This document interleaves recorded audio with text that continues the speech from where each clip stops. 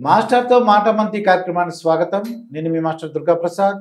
ఈరోజు మనతో పాటు అడిసిమడి శ్రీనివాసరావు గారు ఉన్నారు. సార్ నమస్కారం. సార్ నమస్కారం అండి. సార్ పివి రమేష్ గారు ఒక నివేదిక ఇచ్చారండి skill development case Chandrababu Naidu గారి విషయంలో. మరి దాన్ని అరెస్ట్ చేశారు సార్ ఆయన్ని. దాని ప్రకారం అయితే ఏమి లేదంట అక్కడ. అదే దాన్ని మార్చారని ఆయన చెప్పిన దాన్ని, ఆయన ఇచ్చిన స్టేట్మెంట్ని మ్యానిపులేట్ చేసి మార్చి దాని మీద చర్య తీసుకున్నారు. వాళ్ళు చర్య తీసుకుంటూ అంటే ఆయన అక్రమ కేసు పెట్టారు. అక్రమ కేసు పెడితే అది ఇప్పుడు యాక్చువల్గా వాళ్ళు ప్రొసీజరే రాంగ్ అండి. మన చంద్రబాబు నాయుడు గారి అరెస్ట్ విషయంలో పాటించాల్సిన రూల్స్ ఏవి పాటించకుండా, ప్రొసీజర్ పాటించకుండా వెళ్ళి అరెస్ట్ చేసి తీసుకొచ్చారు. మామూలుగా అయితే నోటీస్ ఇవ్వాలి, దాని మీద వివరణ అడగాల, విచారణ పిలవాలి. అప్పుడు ఒకవేళ వాళ్ళు సంతృప్తి చెందకపోతే అరెస్ట్ చేయవచ్చు. పైగా చంద్రబాబు నాయుడు గారు మాజీ ముఖ్యమంత్రి, ఆయన కొన్ని ప్రోటోకాల్స్ ఉంటాయి, ప్రివిలేజెస్ ఉంటాయి. అటువంటి వాళ్ళ మీద చర్యలు తీసుకోవాల్సిన గవర్నర్ గారి అనుమతి తప్పనిసరి అని 17A క్లాజ్ ఉంది. కాబట్టి వాళ్ళు అవేమీ పాటించకుండా రాత్రి 2ంటికి వెళ్ళి తలుపు కొట్టి రండి అరెస్ట్ చేస్తున్నాం అని చెప్పారు. ఇది ఎలాంటిదంటే ఒక నియంత పాలనలో తన ప్రత్యర్థుల్ని ఏ రకంగా నిర్బంధిస్తాడనేటువంటి దానికి ఇది ఒక ఎగ్జాంపుల్. అయితే మరి వ్యవస్థలో, మన మిగతా వ్యవస్థలో ఈ అరెస్ట్ ప్రొసీజర్ చూసిన తర్వాత న్యాయస్థానాలు కూడా వెంటనే రిమాండ్కి డినై చేసి మీరు నోటీస్ ఇవ్వండి, తర్వాత అరెస్ట్ చేయండి అని చెప్పాలి. వాళ్ళు కూడా చెప్పలేదు. ఆ ఏసీబీ కోర్టు ఇచ్చింది ఒక అమ్మాయి అదే వాళ్ళు ఎవరన్నా కానీ ఏ వ్యవస్థ తన పని తాను చేయలేదు. పైగా 53 రోజుల పాటు ఎప్పటికప్పుడు వాయిదా పడతా వచ్చింది, లేదా నాట్ బిఫోర్ మీల్ అన్న రకరకాలుగా సుప్రీంకోర్టుకి వెళ్తే కూడా హెల్త్ గ్రౌండ్స్ మీద వచ్చింది బెయిల్ ఆయనకి. ఇప్పటికీ 17A కోల్డ్ స్టోరేజ్లో ఉంది. మనం ఇంక వ్యవస్థను ఎలా నమ్మాలనేటువంటిది మనం ఆలోచించుకోవాలి. సామాన్యుడు ఒక మాజీ ముఖ్యమంత్రికి ఆ విధంగా జరిగినప్పుడు సామాన్యుడి పరిస్థితి ఏంటి, వ్యవస్థలు ఎలాగా అవస్థలు పాలవటం, వ్యవస్థలు కూడా బాధ్యతగా లేకుండా వ్యవహరించడం అనేటువంటి దాని మీద సామాన్యుడు ఆలోచించుకోవాలి. అయితే మరి అందరికి ఎలాగుందా? ఇప్పుడు ఈ టీడీపీ గవర్నమెంట్ వచ్చిన తర్వాత కొన్ని అరెస్టులు చూస్తున్నాం. పార్టీ 1A నోటీస్ ఇచ్చి పంపిస్తున్నారు. అవినీతి కేసులో కూడా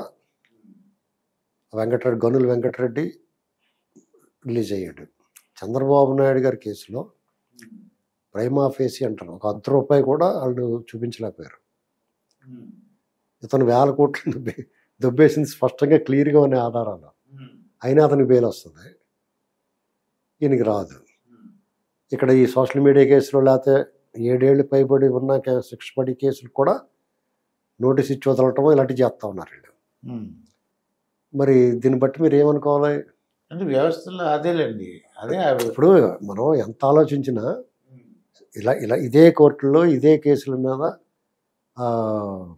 జోగి రమేష్ కొడుకు ఎలా బయటకు వస్తాడు, బెయిల్ ఎలా దొరుకుతుంది? కాబట్టి మనం జాగ్రత్తగా ఆలోచించుకోవాలి. ఈ వ్యవస్థను ప్రక్షాళన చేయాలని మనం మొరపెట్టుకోవాలి. ఈసారి ఓటు వేయాలంటే మనం ఈవెన్ టీడీపీకి కూడా మీరు నిజంగానే దుష్ట శిక్షణ చేస్తానంటేనే, ఇప్పుడున్న దాంట్లో చేస్తేనే మళ్ళీ ఓటు వేయాలి. మనం ఈ టెన్యూర్లో దుష్ట శిక్షణ చేస్తేనే, ఈ వ్యవస్థలను సరి చేస్తేనే మళ్ళీ సారి ఓటు వేయాలి. ఇవన్నీ చేస్తారని ఎవడన్నా వస్తాడు ఓటు వేయడు, అది కూడా ఓటు వేయచ్చు. ఎందుకంటే మీరు ఎంత అభివృద్ధి చేసినా, సంక్షేమం చేసినా, మీ పరిపాలన ఎంత చేసినా సిస్టమ్ సరిగ్గా లేకపోతే అది వృధా అయిపోద్ది. చంద్రబాబు నాయుడు గారి వృధా ప్రయాస అయిపోద్ది. ఎందుకంటే ఆయన ఎప్పుడు కట్టగా చేసాడు పరిపాలన, మరి ఎందుకు ఓడిపోయాడు? సిస్టంలో లోపాలు వాళ్ళు యథేచ్ఛగా వాడుకున్నారు. ఒక్కొక్కసారి ఒక్కొక్క దాన్ని వాడారు. దాంతోపాటు కులాల మధ్య, మతాల మధ్య చిచ్చు, ప్రాంతాల మధ్య చిచ్చు, ఇవన్నీ ఏడాన్నయినాయి. యథేచ్ఛగా సిస్టమ్ని కబ్జా చేశారు. దానికి సిస్టంలో కూడా మతాలని, కులాలని చూపించారు. అర్థమైందండి? వాళ్ళని కూడా ప్రలోభ పెట్టారు. వాళ్ళకు కూడా రాగద్వేషాలు ఉంటాయి, మనుషులే కదా. అందుకనే విచక్షణాధికారం కలిగిన సంపూర్ణాధికారాలు కలిగిన వాళ్ళ విషయంలో వాళ్ళని ఆ పదవులకు ఎంపిక చేసేటప్పుడు చాలా జాగ్రత్తగా ఉండాలి. ఇప్పుడు రాజకీయ పదవులు అనుకోండి, ప్రజలు ఎన్నుకుంటారు, అది ప్రజల కర్మ. నువ్వు మంచివాడు ఎన్నుకుంటే మంచి ఉంటుంది, చెడు చెడు జరుగుద్ది. కానీ సిస్టంలో అలా కాదు కదా, ప్రజలు ఎన్నుకోరాలని. వాళ్ళని ఈ ప్రజలు ఎన్నుకున్న వాళ్ళని సెట్ చేస్తారు. వాళ్ళకు అనుకూలంగా ఉన్న వాళ్ళు సెట్ చేసుకున్నారనుకోండి, చూస్తున్నాం కదా ఈ మధ్యన చాలా వరకుని. అప్పుడు మన ప్రమాదాలు పావుతాం. ఇది మనం ఆలోచించాల్సిన విషయం. వాళ్ళ విచక్షణ అంటే వాడు మంచోడైతే మంచి ఉంటుంది, మంచోడైతే కూడా ఒక్కోసారి దేనికో దానికి లొంగాడు అనుకోండి, డబ్బుకు లొంగపోవచ్చు, నిజాయితీ పడే ఉండొచ్చు, కులానికో మతానికో ప్రాంతానికో దేనికో దానికి కన్సిడర్ చేయండి అయిపోతున్నాం. కాబట్టి అవినాష్ రెడ్డి అంత దారుణంగా బుక్ అయిపోయిన వివేకానంద రెడ్డి గారి కేసులో రోడ్డు మీద తిరుగుతున్నాడు, యథేచ్ఛగా ఫ్రీగా ఉన్నాడు. కేసులు అయితే ఉన్నాయి కానీ మనిషి ఫ్రీగానే ఉన్నాడు కదా. దాని ఆ సూత్రధారులు కూడా ఫ్రీగానే ఉన్నారు. జగన్మోహన్ రెడ్డి గత 5 సంవత్సరాల్లో ఎన్ని తప్పులు చేసాడో అతనికే తెలియదు, మర్చిపోయాడు. ఏంటండి అతని మీద కేసులు లేవు, అప్పుడెప్పుడో పాత కేసులే తిరుగుతూ ఉన్నాయి. అలాగా వాటిలో మరి 13 ఏళ్ళ నుంచి బయట తిరుగుతూ ఉన్నాడు. కోర్టులకు రాడు. మీరు నేను రాబోతూ ఊరుకుంటారా? ఇది వెంటనే అరెస్ట్ వారెంట్. మరి ఎందుకండి? మరి ఎవరిని అనాలి? ఇప్పుడు వాళ్ళు ఏమనకూడదు అంటారు, కంటెంప్ట్ ఆఫ్ కోర్ట్ అంటారు. మరి వాళ్ళు చేస్తుంది కరెక్ట్గా ఉందా? దీన్ని ఎవరు ప్రశ్నించాలి? దీనికి సమాధానం ఎవరు చెప్తారు? మనం ఎవరిని అడగాలి కదా? ఇప్పుడు ఒకసారి ఆలోచించండి. ఇప్పుడు అతను కోర్టుకి ఇప్పుడు సాక్ష్యానికి కూడా వెళ్ళలేదు అతను. ఇప్పుడు నేరారోపణ, నిందారోపణ, లేకపోతే ఏ ఆరోపణ ఉన్నా అక్యూజ్డ్గా ఉండి నువ్వు వెళ్ళకపోతే నీకు భయవేసి వెళ్ళలేదేమో అనుకోవచ్చు, ఏదో ఒకటి చేసుకుని. నువ్వు కోడికత్తిసిన సాక్ష్యానికి కూడా వెళ్ళలేదే నువ్వు. మరి అది ఎంత దారుణం. నువ్వు సాక్షిగా రాకపోతే కూడా నేను పిలిపించుకుంటారు, వారెంట్ ఇష్యూ చేసి పిలిపిస్తారు సాక్షిగా రాకపోతే. అవునండి. ఆ పని ఎందుకు చేయలేదు? మనం ఎవరిని అడగాలి? ఏదనంటే ఇప్పుడు దీని మీద ఒక చర్చ జరగాలండి. అసలు ఈ ఊరికే జగన్ తిట్టుకోవడం ఇవన్నీ కాదు. మీ సిస్టమ్ని సరి చేస్తే ఇవన్నీ సరైపోతాయి. న్యాయ వ్యవస్థని ఐపీఎస్, ఐఏఎస్, సిబిఐ, ఈడీ, వీళ్ళని ఎలక్షన్ కమిషను వీటిని సెట్ చేసామనుకోండి, కరెక్ట్గా దారిలో పెట్టి అందులో సరైన వాళ్ళు ఎంపిక చేసిన ఎంపిక చేయటం కూడా ఎలా ఉండాలి, వాళ్ళు చాలా క్లీన్ స్లేట్లు అయి ఉండేలాగా చూసుకోవాలా. అది బాధ్యత. ఆ ఒక్క పని చేత మిగతా సెట్ అయిపోతాయి. మెయిన్ ఇంజిన్ హార్ట్, గుండుకు సంబంధించిన వాల్వ్స్ అన్ని బ్లాక్ అయిపోయిన తర్వాత ఏదో ఒకటి సిస్టమ్ పెట్టేస్తూ ఉంటుంది. వాళ్ళ సిస్టమ్ దాన్ని బాగు చేయాలి. నేను ఇందాకన్నట్టు ఆయన ఒక మాజీ ముఖ్యమంత్రి చంద్రబాబు నాయుడు గారు తెల్లవారుజామున ఎందుకు లేపారు నాకు అదే డౌట్ అండి. ఇప్పుడు లేచిన తర్వాత ఎక్కడ పారిపోతాడు ఆయన? బస్సులో ఉన్నారు, ఇల్లు తలుపు కొట్టి అదే హెరాస్మెంట్ చేయాలి, అతను వేధించాలి. అదే పైగా రోడ్డు తీసుకెళ్లారు. ఇలాంటివన్నీ అంటే పైశాచిక ప్రభుత్వం అన్నమాట. మీకు పోను సరే అలా చేశారు కదా, స్కిల్ కేసు మీద కేసు పెట్టారు కదా.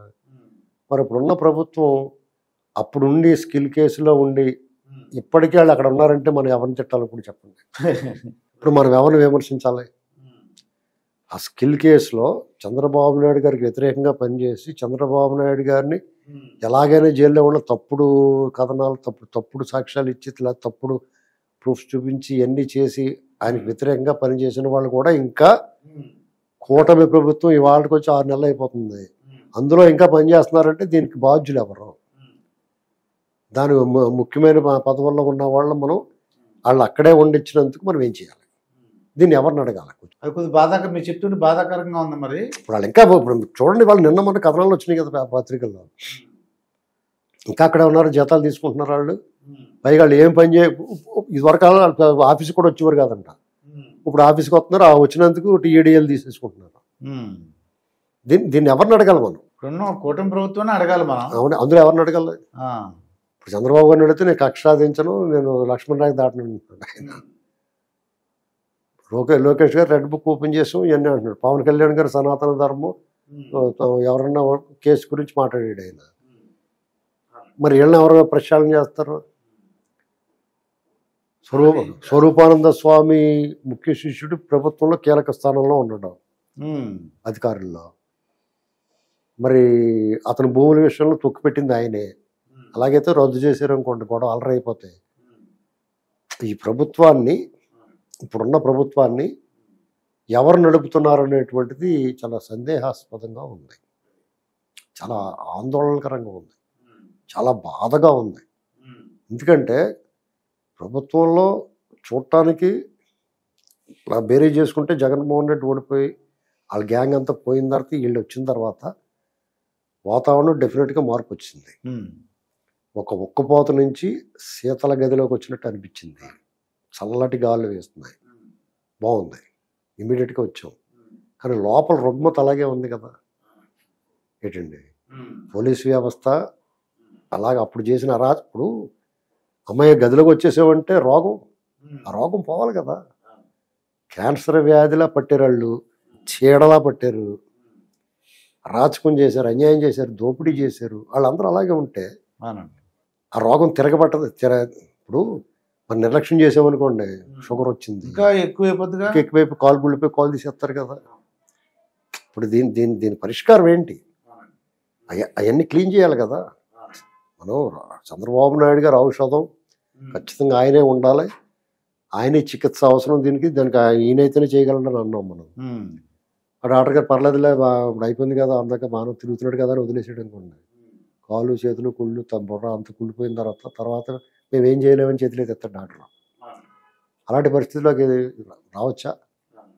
ఇప్పుడు పోలీస్ డిపార్ట్మెంట్లో ఎవరైతే దుర్మార్గం వ్యవహరించారో వాళ్ళందరికీ పనిష్మెంట్ ఉండాలి. అప్పుడు ఎవరైతే అధికారులుగా ఉండి ఐఏఎస్ ఐపీఎస్లుగా ఉన్నతాధికారులుగా ఉండి ఎవరైతే తప్పులు చేశారో వాళ్ళందరూ జైల్లో కూర్చోవాలి. వాళ్ళ కింద స్థాయి సిబ్బంది ఎవడైతే తప్పులు చేయడో వాళ్ళందరినీ పక్క పంపించాలి. నాయకులు ఎవడైతే నోటుకొచ్చినట్టు మాట్లాడారో ఇప్పుడు ఆ చర్యలు తీసుకుంటున్నారు.